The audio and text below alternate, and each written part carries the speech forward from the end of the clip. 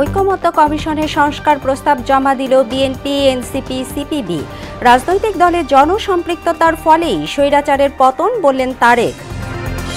জুলাই আন্দোলনে আহতদের সহায়তায় কাজ করছে সেনাবাহিনী, জানালেন সেনাপ্রধান। কোনো অবস্থাতেই মনোবল না হারানোর পরামর্শ। পুরনো বাণিজ্য মেলা মাঠে এবার প্রথমবারের মতো ঈদ জামাত, জানালেন স্থানীয় সরকার উপদেষ্টা। আনন্দ উদযাপনে সুলতানি আমলের মিছিল আয়োজন। এবং ঈদ ঘিরে বাতিল গাড়ি মেরামতের হিড়িক, অনাকাঙ্ক্ষিত দুর্ঘটনার আশঙ্কা বিশেষজ্ঞের। বিভিন্ন মহাসড়কে ভোগান্তির শঙ্কা।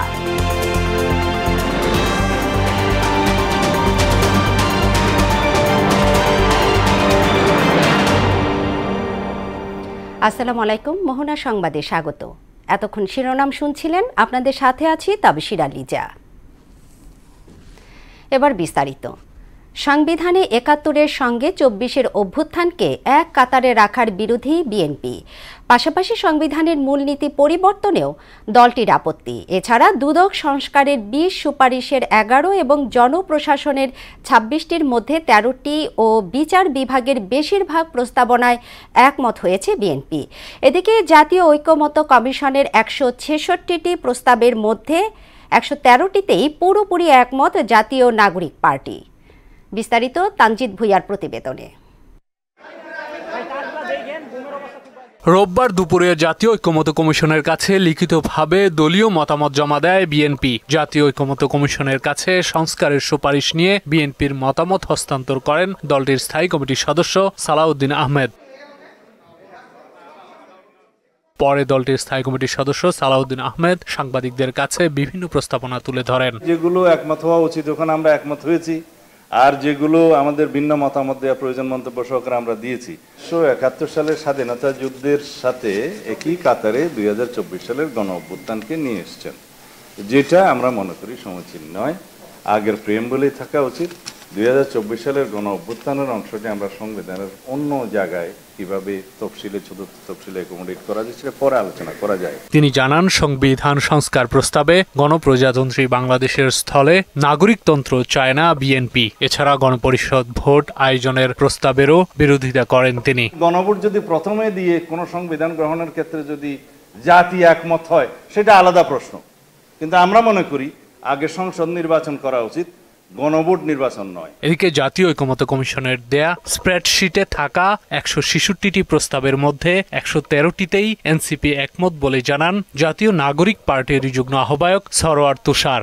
সংসদ ভবনের এলডি হলে সাংবাদিকদের একথা জানান তিনি। এই সংবিধানকে বাতিল করা দরকার এবং লিগ্যাল ফ্রেম অর্ডারের মধ্য দিয়ে আগামী ইলেকশন হতে পারে কিংবা জুলাই সনদের মধ্যে দিয়ে হতে পারে। পদ্ধতি অনেকগুলো আছে, আগে জাতীয় ঐকমত্য হতে হবে এসব বিষয়ে। এছাড়া ২৯টি প্রস্তাবে এনসিপি আংশিক একমত এবং ২২টিতে একমত হতে পারেনি বলেও জানান তিনি। আমাদের যে স্বাধীনতার ঘোষণাপত্র সেটাই প্রথম সংবিধান এবং এই ৭২ সংবিধান আসলে তার বিরুদ্ধে একটা সাংবিধানিক কু। তানজিদ ভুঁইয়া, মোহনা সংবাদ, ঢাকা। রাজনৈতিক দলের সঙ্গে জনগণের সম্পৃক্ততার কারণেই স্বৈরাচারের পতন হয়েছে বলে মনে করেন বিএনপির ভারপ্রাপ্ত চেয়ারম্যান তারেক রহমান। শেখ হাসিনার বিরুদ্ধে নির্বাচনী ব্যবস্থা সহ দেশের সব গণতান্ত্রিক প্রতিষ্ঠান ধ্বংসের অভিযোগও করেন তিনি। রোববার রাজধানীতে জাতীয়তাবাদী সমমনা জোটের ইফতার মাহফিলে এসব কথা বলেন তারেক। এতে জোট নেতারা সব ধরনের ষড়যন্ত্রের বিরুদ্ধে সবাইকে সজাগ থাকার আহ্বান জানান। হুমায়ুন কবিরের রিপোর্ট। বিভিন্ন রাজনৈতিক দলের জাতীয়তাবাদী সমমনা জোটের ইফতার মাহফিলে অংশ নেন কয়েকটি দেশের রাষ্ট্রদূত ও বিভিন্ন রাজনৈতিক দলের নেতা। প্রধান অতিথি হিসেবে এতে ভার্চুয়ালি যুক্ত হন বিএনপির ভারপ্রাপ্ত চেয়ারম্যান তারেক রহমান। থেকে শুরু করি সমস্ত বিষয়গুলোর ক্ষেত্রে গণঅভ্যুত্থানের ফসল ধ্বংসের চক্রান্ত চলছে অভিযোগ করে সবাইকে সজাগ থাকার আহ্বান জানান সমমনা জোটের নেতারা। সমস্যা তৈরি হয়েছে, এগুলোর পিছনে কাদের ইন্ধন রয়েছে, কারা এগুলো পরিকল্পিতভাবে ঘটাচ্ছে এবং করাচ্ছে, সেই বিষয়ে আমাদের সতর্ক এবং সজাগ থাকতে হবে। আগামী দিনে এই জন্য ফ্যাসিস্ট কোন রকম চিন্তা ভাবনা করলে তাকে প্রতিহত করব। ইলিয়াস আলী আলম সহ অসংখ্য লোককে গুম করেছে, লক্ষ লক্ষ কোটি টাকা পাচার করেছে। আওয়ামী লীগের রক্তচক্ষুকে উপেক্ষা করে আওয়ামী লীগকে বিদায় করেছি। রাজপথে নামলে পিঠের চামড়া থাকবে না। বিএনপির স্থায়ী কমিটির সদস্য মির্জা আব্বাস দাবি জানান আওয়ামী লীগের প্রাতিষ্ঠানিক বিচারের। আওয়ামী লীগের সঙ্গে আমাদের ঠেলে দেওয়ার কোনো সুযোগ নাই, যত চেষ্টাই করেন, কারণ আমরাও আওয়ামী লীগের প্রাতিষ্ঠানিক বিচার চাই। সাংগঠনিক অপরাধের জন্য এই দেশে আইন আছে, কানুন আছে, সেই অপরাধে ওর বিচার হবে। সব ষড়যন্ত্র মোকাবিলা করে একটি সুষ্ঠু নির্বাচন অনুষ্ঠিত হবে বলে আশা জানান তারেক রহমানের উপদেষ্টা ডক্টর মাহাদি আমিন। জনগণের ভোটে, গণমানুষের ভোটে নির্বাচিত হয়ে আমাদের সকলের নেতা বিএনপির ভারপ্রাপ্ত চেয়ারম্যান জনাব তারেক রহমানের নেতৃত্বে আমরা আমাদের সমন্বিতভাবে প্রণীত ৩১ দফা বাস্তবায়ন করব ইনশাআল্লাহ। লন্ডন থেকে ভার্চুয়ালি অংশ নিয়ে বিএনপির ভারপ্রাপ্ত চেয়ারম্যান তারেক রহমান অভিযোগ করেন, শেখ হাসিনা দেশের সব সাংবিধানিক প্রতিষ্ঠানকে ধ্বংস করেছে। পলাতক যে স্বৈরাচার, তারা কিভাবে দেশের প্রত্যেকটি প্রতিষ্ঠান, যে কোনো প্রতিষ্ঠানের কথা আমরা উল্লেখ করি, সেটি শিক্ষা ব্যবস্থা হতে পারে, সেটি মানুষের স্বাস্থ্য ব্যবস্থা হতে পারে, সেটি মানুষের কর্মসংস্থানের ব্যবস্থা হতে পারে, সেটি বিচার ব্যবস্থা হতে পারে, সেটি সিভিল অ্যাডমিনিস্ট্রেশন হতে পারে, পুলিশ অ্যাডমিনিস্ট্রেশন হতে পারে, প্রত্যেকটি প্রতিষ্ঠান, বিদ্যুৎ সেক্টর হতে পারে, প্রত্যেকটি প্রতিষ্ঠান ধ্বংস করে দিয়েছিল তারা। জনগণের প্রত্যাশা অনুযায়ী কাজ করতে দলীয় নেতাকর্মীদের প্রতি আহ্বান জানান তারেক রহমান। জনগণের যে প্রত্যাশা, জনগণের যে চাওয়া, তাদের যে মূল লক্ষ্য বা উদ্দেশ্য বা জনগণের যেই ডিমান্ডগুলো, সেইগুলো আমরা কি করব। হুমায়ুন কবির, মোহনা সংবাদ, ঢাকা। জুলাই আন্দোলনে আহতরা যেন কখনো মনোবল না হারায়, বাংলাদেশ সেনাবাহিনী তাদের পাশে সব সময় থাকবে বলে জানিয়েছেন সেনা প্রধান জেনারেল ওয়াকারুজ্জামান। রোববার সেনা মালঞ্চে জুলাই আহতদের সম্মানে আয়োজিত ইফতার অনুষ্ঠানে এমনটা জানান তিনি। সেনাপ্রধান বলেন, সেনাবাহিনীর পক্ষ থেকে এ পর্যন্ত ৪,২০০ জন আহতকে চিকিৎসা দেওয়া হয়েছে। এই সহায়তা কার্যক্রম এখনও চলমান। আহতদের আর্থিক সহায়তা দিতেও কাজ করছে সেনাবাহিনী। পাশাপাশি ব্যবসায়ী ও বিভিন্ন প্রতিষ্ঠানও আহতদের সহায়তায় এগিয়ে এসেছে। আমরা সবসময় তাদের পাশে থাকব, তাদের সাথেই থাকব। তাদের এখানে অনেকে খুব আহত, অনেকে চলাফেরা করতে পারেন না, দেখতে পারেন না। আমি আপনাদেরকে অ্যাসুরেন্স দিচ্ছি যে আমরা সবসময় আপনাদের পাশে থাকব। আজকে এই ইফতার আয়োজন এবং আপনাদের যে আর্থিক সহায়তা ভবিষ্যতে দেওয়া হবে, আজকেও কিছু কিছু করে আমরা দিব। হাইকোর্টের বিচারপতি মোহাম্মদ আখতারুজ্জামানের বিষয়ে তদন্তে সুপ্রিম জুডিশিয়াল কাউন্সিলকে নির্দেশনা দিয়েছেন রাষ্ট্রপতি। রোববার এক বিজ্ঞপ্তিতে এ তথ্য জানিয়েছে সুপ্রিম কোর্ট প্রশাসন। গত বছরের ১৬ অক্টোবর দলবাজ, দুর্নীতিবাজ এবং ফ্যাসিস্টের দোসর বিচারকদের পদত্যাগের দাবিতে শিক্ষার্থীদের বিক্ষোভের পরিপ্রেক্ষিতে প্রাথমিকভাবে হাইকোর্ট বিভাগের ১২ বিচারপতিকে ২০ অক্টোবর থেকে বিচার কাজে বিরত রাখা হয়। তাদেরই একজন বিচারপতি মোহাম্মদ আখতারুজ্জামান। বিচারপতিদের অপসারণ সংক্রান্ত ষোড়শ সংশোধনী বাতিলের রায় বহালের পর ৭ নভেম্বর সুপ্রিম জুডিশিয়াল কাউন্সিল গঠন করা হয়। আশুলিয়ার হত্যার পর ৬ লাশ পোড়ানোর ঘটনার মামলার তদন্ত শেষ বলে জানিয়েছেন চিফ প্রসিকিউটর তাজুল ইসলাম। জুলাই আগস্টের গণহত্যা মামলার মধ্যে এটাই প্রথম কোনো মামলার তদন্ত সম্পন্ন হলো। যাচাই বাছাই এবং পর্যালোচনা শেষে চিফ প্রসিকিউটরের অফিস আনুষ্ঠানিক অভিযোগ দাখিল করবে। রোববার এক সংবাদ সম্মেলনে একথা জানান আন্তর্জাতিক অপরাধ ট্রাইব্যুনালের চিফ প্রসিকিউটর। রাজনৈতিক সিদ্ধান্ত হলে দল হিসাবে আওয়ামী লীগের বিচার আন্তর্জাতিক অপরাধ ট্রাইব্যুনালেই করা সম্ভব বলেও মত দেন তিনি। আশুলিয়া পুলিশ স্টেশনের পাশের একটা জায়গায় যে পেট্রোল দিয়ে আগুন দিয়ে পুড়িয়ে দেওয়া হয়েছিল, যে ইতিহাসের নির্মমতম ঘটনা, সেটির তদন্ত রিপোর্টটা সমাপ্ত হয়েছে। সেটির ড্রাফট বলা যাবে বা চূড়ান্ত রিপোর্ট যাই বলেন, সেটা আমাদের হাতে এসে পৌঁছেছে। 4টা মামলার তদন্ত ম্যাচিউরড, একটা অলরেডি দেওয়া হয়েছে। সুতরাং বিচার প্রক্রিয়াটা শুরু হওয়াটা এখন জাস্ট একটা সময়ের ব্যাপার মাত্র। আশা করছি এই 4টা বা 5টা মামলার মধ্যে শেখ হাসিনার বিরুদ্ধে একটা তদন্ত রিপোর্ট থাকবে। সেটারও চূড়ান্ত পর্যায়ের ঘোষা মাজার কাজ চলছে। ঈদ উদযাপনে এবার সুলতানি আমলের মতো ঈদ মিছিলের আয়োজন করা হবে বলে জানিয়েছেন স্থানীয় সরকার, পল্লী উন্নয়ন ও সমবায় মন্ত্রণালয়ের উপদেষ্টা আসিফ মাহমুদ সজীব ভুইয়া। রোববার বিকেলে ঢাকা দক্ষিণ সিটি কর্পোরেশনের নগর ভবনে এক প্রেস ব্রিফিংয়ে এসব কথা বলেন তিনি। বলেন, নগরবাসীর জন্য ঈদ আরও আনন্দ ঘন করতে ঢাকার ঐতিহ্যবাহী ঈদ মিছিলের সংস্কৃতিকে এবার থেকে চালু করার উদ্যোগ নিচ্ছে দক্ষিণ সিটি কর্পোরেশন। যে পুরাতন মাঠ আছে সেখানে এবার কেন্দ্রীয়ভাবে ঈদের জামাত অনুষ্ঠিত হবে এবং মেলার আয়োজন থাকবে। একই সাথে আমরা আমাদের যেই পুরাতন ঐতিহ্য সুলতানি আমলেও হয়েছে, সর্বশেষ 1800 সালের দিকেও এই অঞ্চলের মানুষ ঈদের নামাজের পর একটা ঈদ র্যালি করতো, ঈদ মিছিল করতো। আমরা সেই ঐতিহ্যকে আবার রিভাইভ করতে চাই। একনেক সভায় ২১,২৯১ কোটি টাকার ১৫টি প্রকল্প অনুমোদন দেওয়া হয়েছে। এর মধ্যে সরকারের অর্থায়ন ১৪,১৯৩ কোটি ৫৭ লাখ টাকা, প্রকল্প ঋণ ৬,৫৩৯ কোটি ২৯ লাখ টাকা এবং সংস্থার নিজস্ব অর্থায়ন ৪০৬ কোটি ৫৯ লাখ টাকা। রোববার আগারগাঁও একনেক সভা শেষে এসব তথ্য জানান পরিকল্পনা উপদেষ্টা ডক্টর ওয়াহিদ উদ্দিন মাহমুদ।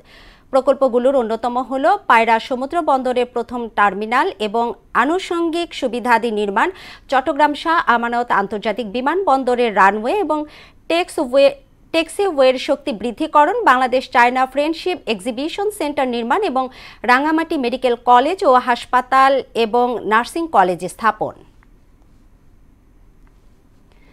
রাজধানীর গ্যারেজে বেড়ে গেছে বাস মেরামতের হিড়িক। ঈদে গণপরিবহন সংকটের সুযোগ নেয় ফিটনেসবিহীন গাড়ির মালিকরা। তাই তো পুরনো বাস রং এবং মেরামতের পাশাপাশি পুরনো ইঞ্জিন আর চেসিসের উপর বসছে নতুন বডি।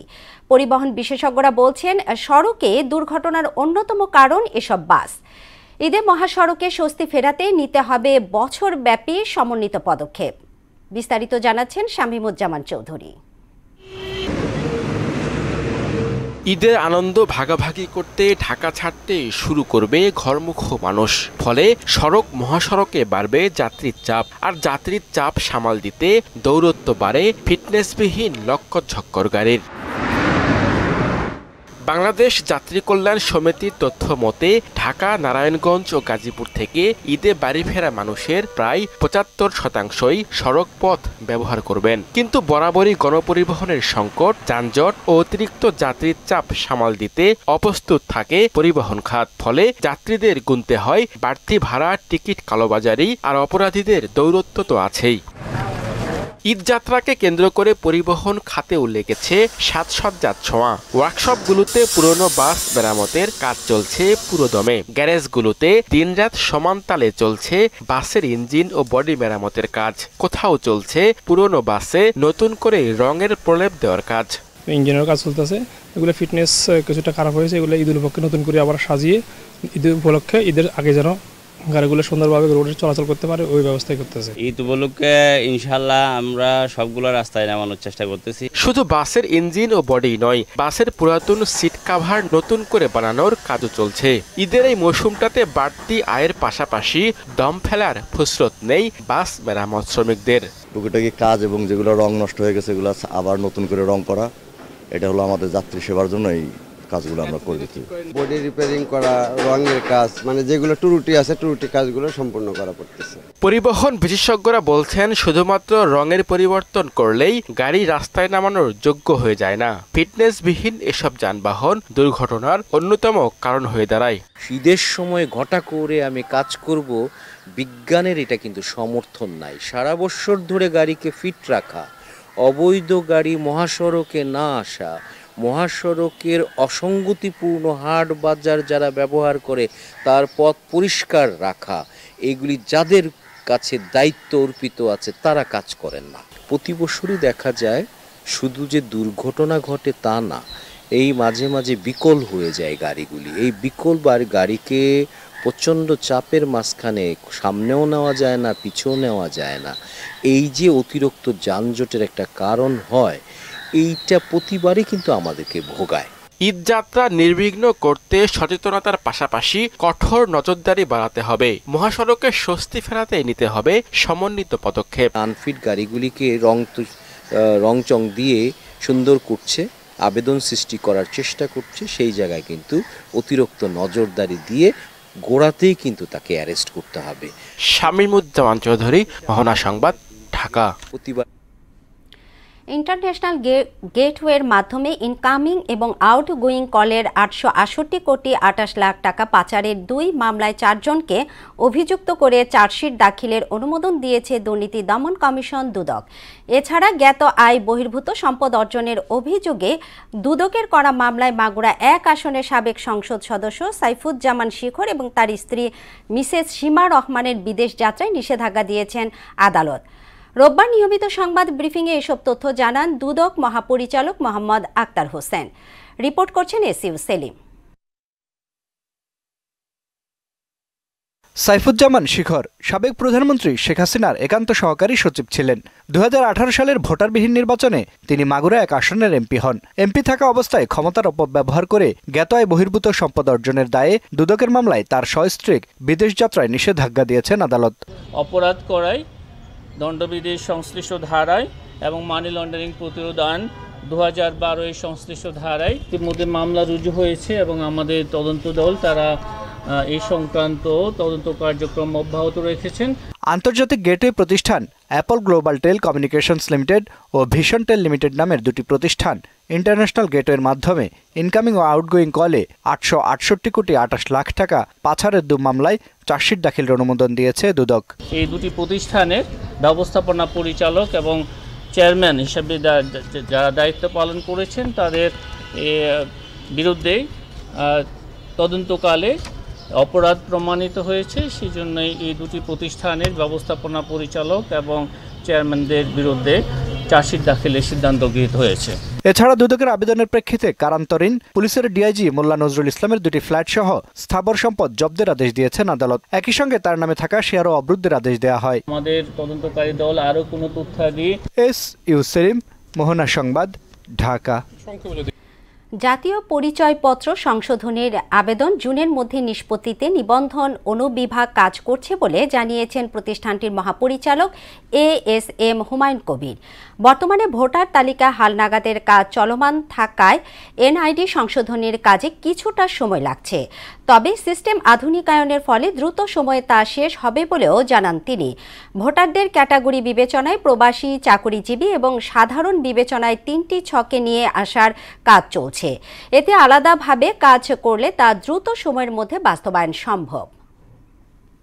এই ক্রাশ প্রোগ্রামে আমরা যেটা বলেছিলাম যে 3,78,000, তার মধ্যে তো আমরা 2,78,000 করেছি, আর 1 লক্ষ রয়েছে। আমরা অনুমান করছি যে হয়তো এই সময়ের মধ্যে আমরা প্রায় কাছাকাছি চলে যাব, হয়তো আমরা ফুল পারবো না। ক্রাশ প্রোগ্রামের টাইমটা বাড়ানোর ব্যাপারে আমরা এখনও সিদ্ধান্ত নেইনি। যারা বিদেশ থেকে আমাদের এখানে এখন ভোটার হচ্ছে তাদের জন্য তাদের তদন্ত কিন্তু আমাদের করতে হচ্ছে, করে আমরা কনফার্ম করলে ওনারা ভোটার হতে পারেন। যেহেতু 7টা দেশে চালু হয়েছে, আরও 2টা দেশে ইমিডিয়েটলি চালু হতে যাচ্ছে। ঈর্ষান্বিত হয়েই ফ্যাসিবাদের দোসররা সরকারের বিরুদ্ধে অপতথ্য প্রচার করছে বলে অভিযোগ করেছেন পরিবেশ উপদেষ্টা সৈয়দা রিজওয়ানা হাসান। আর গণমাধ্যম সংস্কার কমিশনের চেয়ারম্যান কামাল আহমেদ বলেছেন, অপতথ্য মোকাবেলায় বাংলাদেশে কাজের ক্ষেত্র সীমিত। রোববার বিকেলে পিআইবিতে গণমাধ্যমে অপতথ্য চর্চা শীর্ষক সেমিনারে এমন মন্তব্য করেন তারা। বিস্তারিত মনিরুল ইসলামের প্রতিবেদনে। আধুনিক প্রযুক্তির উৎকর্ষ যেমন হয়েছে, তেমনি বাড়ছে এর মাধ্যমে অপতথ্য প্রচার চর্চা। আর এই চর্চা বন্ধের উপায় খুঁজতে গণমাধ্যমে অপতথ্য নিয়ে বিশেষ সেমিনারের আয়োজন করে প্রেস ইনস্টিটিউট বাংলাদেশ। এতে অংশ নেন গণমাধ্যম সংস্কার কমিশনের চেয়ারম্যান কামাল আহমেদ। তুলে ধরেন গণমাধ্যমে অপতথ্য ছড়ানোর হাল হকিকত। এজন্য সামাজিক যোগাযোগ মাধ্যমকে দায়ী করেন তিনি। বলেন, ফ্যাক্ট চেক থেকে সরে এসেছে মেটা, আর এটি চলতে থাকলে সামনের দিনগুলো হবে ভয়ঙ্কর। মেটা এবং টুইটার এরা উভয়ই তাদের ফ্যাক্ট চেকিং এর যে প্র্যাকটিস ছিল সেটা তুলে নিয়েছে। এখন আমাদের জন্য সামনে বিপদ আরো বেশি, এই কথা আমরা বলেছি। এ সময় রিপাবলিক বাংলার বস্তুনিষ্ঠতা নিয়েও প্রশ্ন তোলেন তিনি। তার দাবি, খোদ ভারতের মানুষই এই টেলিভিশন দেখে না। এই রিপাবলিক বাংলার কিন্তু ওই ভারতে কোনো শ্রোতা নেই, পশ্চিমবঙ্গেও শ্রোতা নেই, দর্শক নেই। তাদের প্রধান দর্শক বাংলাদেশে, কারণ আমরা দেখি। এতে পরিবেশ উপদেষ্টা বলেন, পতিত সরকারের অর্থপুষ্ট লুটপাটকারীরাই গণমাধ্যম সহ বিভিন্ন জায়গায় সরকারের বিরুদ্ধে অপতথ্য ছড়াচ্ছে। যখন একটা গণ অভ্যুত্থানের পরে একটা সরকারের পতন হয়, তখন এত বছর যাবত পরিচালিত একটা সিস্টেমে সকল ক্ষেত্রেই তো তার এলাইজ রয়ে গেছে, তার অর্থে পুষ্ট লোকেরা রয়ে গেছে, ফলে এই অপপ্রচারটা চলছেই স্বাভাবিকভাবে এবং তারা নতুন পরিবর্তনটাকে মেনে নিতে পারছে না। রাজনৈতিক কারণে তথ্য বিকৃতি ঘটানো হচ্ছে উল্লেখ করে কাজের মাধ্যমেই সরকার এসবের জবাব দেবে বলেও মন্তব্য করেন রিজনা। এখন কেন এত রকমের অপপ্রচার হচ্ছে? যদি উদ্দেশ্যটা দেখেন, উদ্দেশ্য হচ্ছে রাজনৈতিক এবং অর্থনৈতিক যে একটা ন্যস্ত স্বার্থ আছে সেটাকে সুরক্ষা করা। হঠাৎ করে দেশে রাসেল ভাইপার চলে আসলো, যখনই একটা রাজনৈতিক ডামাডোল হতো, মানুষ তার রাজনৈতিক অধিকার নিয়ে কথা বলতো, তখনই হয় রাসেল ভাইপার আসতো, নতুবা ওরকম একটা কিছু চলে আসতো। সেমিনারে গণমাধ্যম কর্মী সহ বিভিন্ন এনজিও ও ফ্যাক্ট চেকিং প্রতিষ্ঠানের প্রতিনিধিরা অংশ নেন। মনিরুল ইসলাম, মোহনা সংবাদ, ঢাকা। এবারের ঈদুল ফিতরের আগে পরে 7 দিন মহাসড়কে ট্রাক, কাভার্ড ভ্যান চলাচল বন্ধ থাকবে। তবে নিত্য প্রয়োজনীয় খাদ্যদ্রব্য, পচনশীল দ্রব্য, গার্মেন্টস সামগ্রী, ওষুধ, সার এবং জ্বালানি বহনকারী যানবাহন এর আওতামুক্ত থাকবে। সড়ক পরিবহন ও মহাসড়ক বিভাগের সহকারী সচিব জসিম উদ্দিনের সই করা প্রজ্ঞাপনে একথা জানানো হয়। এতে বলা হয় 25 থেকে 28 মার্চ পর্যন্ত মহাসড়কে ট্রাক, কাভার্ড ভ্যান এবং লরি চলাচল বন্ধ থাকবে। একই অবস্থা বজায় থাকবে ঈদের পরের 3 দিনও। পাবনার দোগাছি সহ সারা দেশে মাজারে হামলা এবং দরবার শরীফ ভাঙচুর, মালামাল লুটপাট, অগ্নিসংযোগকারীদের দ্রুত গ্রেফতার এবং বিচার দাবিতে জাতীয় প্রেসক্লাবের সামনে মানববন্ধন ও প্রতিবাদ সভা করেছে বিশ্ব সুফি সংস্থা। মাওলানা ডক্টর আনিসুর রহমান জাফরি আল জাহাঙ্গীরের পরিচালনায় এবং শাহ সুফি মাওলানা তহিদুল ইসলাম চিশতি নিজামীর সভাপতিত্বে এতে বক্তব্য রাখেন সুরেশ্বর দরবার শরীফের পীর শাহ নূরে হাসান দীপু নুরি আল সুরেশ্বরী। মানববন্ধনে অবিলম্বে মাজারে হামলাকারীদের চিহ্নিত করে দ্রুত বিচারের আওতায় আনার দাবি জানান বক্তারা। অন্যথায় কঠোর আন্দোলনের হুঁশিয়ারিও দেন তারা। মিয়ানমার সীমান্তবর্তী নাফ নদীতে অভিযানে গিয়ে নিখোঁজের 30 ঘণ্টা পর সাগরে ভাসমান অবস্থায় উদ্ধার হয়েছে বিজিবি সদস্য সিপাহী মোহাম্মদ বেলালের মরদেহ। রোববার টেকনাফ সাবারাং সৈকত থেকে মরদেহটি উদ্ধার করা হয়। মোহাম্মদ বেলালের সঙ্গে থাকা একটি রাইফেলস এবং 4টি ম্যাগাজিনও নিখোঁজ রয়েছে বলে জানায় বিজিবি। বিষয়টি নিশ্চিত করে টেকনাফ 2 বিজিবির অধিনায়ক লেফটেন্যান্ট কর্নেল মোহাম্মদ আশিকুর রহমান বলেন, মরদেহ ফাঁড়িতে আনা হচ্ছে। গাজীপুরের কাশিমপুরের একটি বাড়ির কক্ষ থেকে স্ত্রী, সন্তান এবং স্বামীর মরদেহ উদ্ধার করা হয়েছে।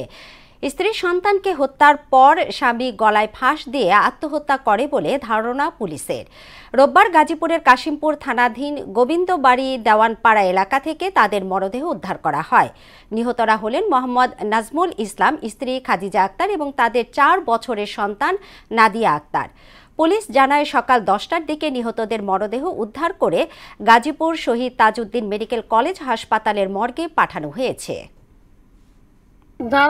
মারা গেল কেমন আমি জানি, আমার মেয়ের জামাই মারছে, মেয়ের জামাই নিশা খায়, এরা গো নিশা খায় খেয়ে যাইতো গা, মাতলামি করতে করতে যাইতো গা, হেন তেনে গেছিল গা, একবার মেসে দুইরা মারছিল। ধারণা বলতে বোনের জামাই মারছে, এটা আমরা সবাই বোনের জামাই মারছে। জকিগঞ্জে মাদকের ভয়াবহ বিস্তার এবং জুয়ার আসরের বিরুদ্ধে প্রশাসনের কার্যকর পদক্ষেপ চেয়ে মানববন্ধন করেছে জকিগঞ্জ উপজেলা ছাত্রদল। উপজেলার কালীগঞ্জ বাজারে অনুষ্ঠিত এই কর্মসূচিতে নেতারা প্রশাসনকে 72 ঘণ্টার আলটিমেটাম দেন। মানববন্ধনে প্রশাসন অবিলম্বে মাদক কারবারি এবং জুয়ারিদের গ্রেফতার না করলে ছাত্রদল নিজ উদ্যোগেই এসব অপকর্ম প্রতিহত করবে বলেও হুঁশিয়ারি দেন ছাত্রদল নেতারা। তারা অভিযোগ করেন, প্রশাসনের নীরবতার কারণেই জকিগঞ্জে মাদকের রমরমা ব্যবসা চলছে এবং যুব সমাজ ধ্বংসের মুখে পড়েছে। চাঁদপুরের 8 উপজেলায় এবার আলুর বাম্পার ফলন হয়েছে, কিন্তু বাজারের দাম কম হওয়ায় উৎপাদন খরচও উঠছে না কৃষকের। তাই ভালো ফলনে মুখে হাসি নেই তাদের। এমনকি ঋণের টাকা শোধ করতে না পারায় পালিয়ে বেড়াচ্ছেন অনেক চাষি। রফিকুল ইসলাম বাবুর প্রতিবেদন, জানাচ্ছেন তাহসিন তারিন। চাঁদপুরে গত বছর আলুর বাজার মূল্য ভালো পাওয়ায় এবার দ্বিগুণ জমিতে আগাম জাতের আলু চাষ করেছেন অনেক কৃষক। ফলনও পেয়েছেন ভালো, কিন্তু আলু বিক্রি করে ন্যায্য মূল্য না পাওয়ায় কৃষকরা পড়েছেন বিপাকে। হতাশ কৃষকরা পাওনাদারদের থেকে পালিয়ে বেড়াচ্ছেন।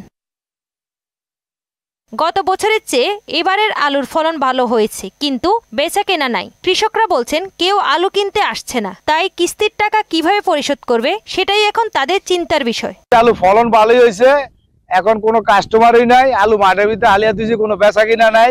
বেশি করে করছি হয়তো বা বেশি পামো আশায় এখন আমরা মাঠে আলু লিয়া পড়ে রয়েছি। মিষ্টি উঠিয়ে আলু খেতে করছি, মনে করেন মাল বেচতারি না, এবার লোকসান যাইব ভালে, পাইকার পত্র নাই। আলু এবারকার বাম্পার ফলন হয়েছে। আলু লেবার আনছি, বদলা কামড়া দেয়া আলুর খরচটা হয় না।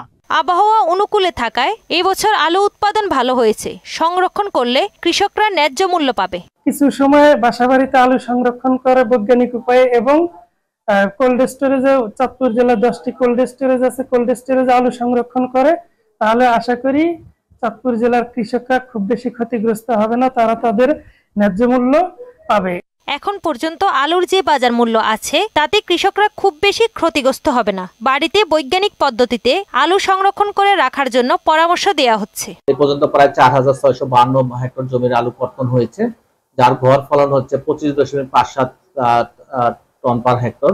তো আলুর যে উৎপাদন হয়েছে এবং বর্তমানে যে বাজার দর আছে, আশা করা যাচ্ছে কৃষকরা খুব বেশি ক্ষতিগ্রস্ত হবে না। এবছর জেলায় আলু উৎপাদনের লক্ষ্যমাত্রা ছিল 7590 হেক্টর, আর আবাদ হয়েছে 8200 হেক্টর জমিতে। তাহসিন তারিন, মোহনা সংবাদ। দেশের বাইরের খবর। যুদ্ধবিরতির সকল শর্ত লঙ্ঘন করে গাজায় আবারও হামলা চালিয়েছে নেতানিয়াহু সেনারা।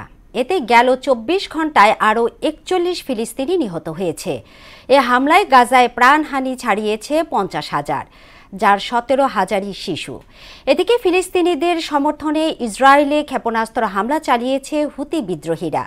অন্যদিকে আফগানিস্তান থেকে পাকিস্তানে অনুপ্রবেশের চেষ্টাকালে 16 জঙ্গিকে হত্যা করেছে নিরাপত্তা বাহিনী। বিস্তারিত কাজী শাহরিনের ডেস্ক রিপোর্টে।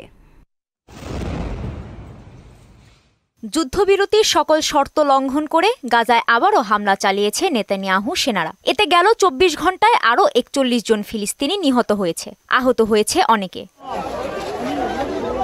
গত 1.5 বছরে ইসরায়েলের নৃশংসতায় প্রাণহানি ছাড়িয়েছে 50,000, আহতের সংখ্যা 1 লাখেরও বেশি।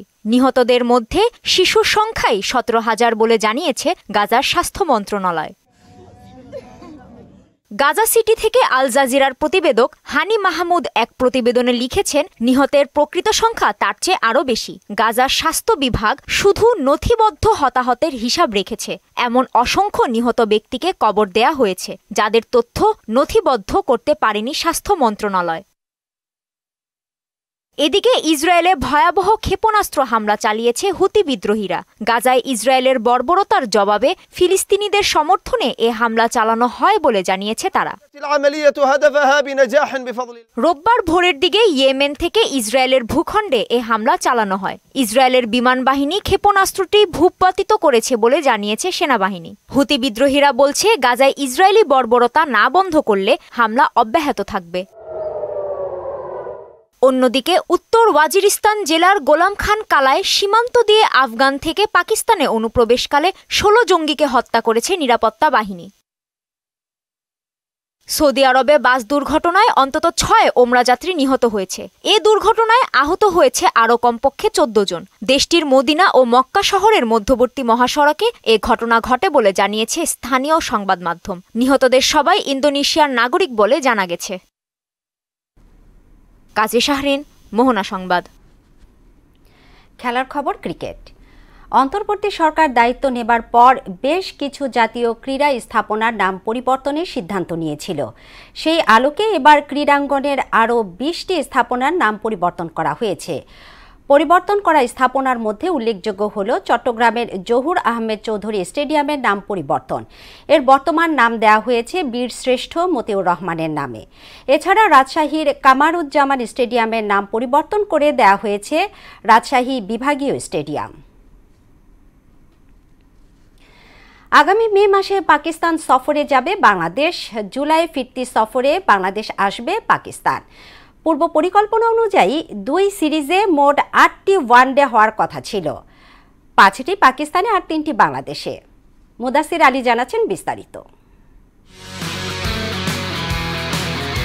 চলতি বছরে দুবার পাকিস্তানের সঙ্গে সিরিজ খেলবে বাংলাদেশ দল। মে মাসে পাকিস্তানের মাটিতে এবং জুনে দেশের মাটিতে হবে সিরিজ। দুটো সিরিজই হবার কথা ছিল ওয়ানডে ফরম্যাটে, কিন্তু সেখানে এসেছে পরিবর্তন। হচ্ছে না কোনো ওয়ানডে ম্যাচ, হবে ভিন্ন ফরম্যাটে খেলা। 2026 সালে ভারত ও শ্রীলঙ্কার মাটিতে হবে টি-20 বিশ্বকাপ। এই লক্ষ্য নিয়েই এখন সামনে এগোবে সব দলই, বাংলাদেশ ও পাকিস্তানও তাই। এ কারণে সিদ্ধান্তের বদল। দুই দেশের ক্রিকেট বোর্ডের আলোচনার ভিত্তিতে গৃহীত হয়েছে এই সিদ্ধান্ত, যদিও এ নিয়ে সামনে আরও আলোচনা হবে। আপাতত মে মাসে পাকিস্তানের মাটিতে সিরিজটির বিষয়ে নিশ্চিত হয়েছে বলে এক গণমাধ্যমকে জানিয়েছেন বিসিবির সহকারী নির্বাচক আব্দুর রাজ্জাক। সেখানে হবে 5 ম্যাচের টি-20 সিরিজ।